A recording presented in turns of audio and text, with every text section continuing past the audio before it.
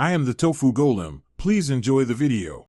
Disconnect the negative battery terminal before you touch any audio wires or capacitor. Wear safety glasses and use insulated tools when working near car batteries.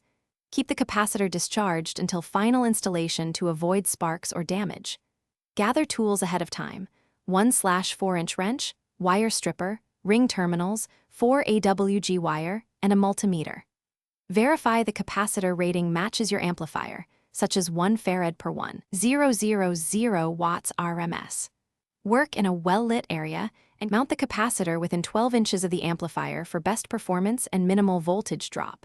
Use a solid bracket and bolts to secure it and reduce vibration noise. Observe polarity carefully. The positive terminal is marked with a plus sign, plus. Connect the negative terminal to a clean chassis ground point free of paint.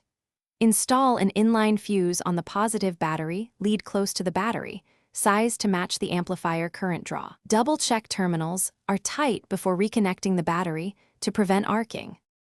Attach 4 AWG positive wire from the battery through the inline fuse to the capacitor positive terminal.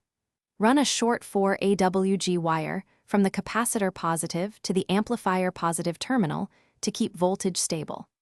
Ground the capacitor negative to the same chassis point used by the amplifier negative wire. Discharge the capacitor before handling during installation and after removal to stay safe.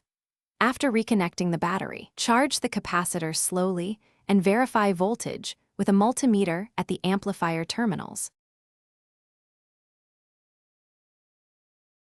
Thanks for watching. Consider subscribing if we helped you today.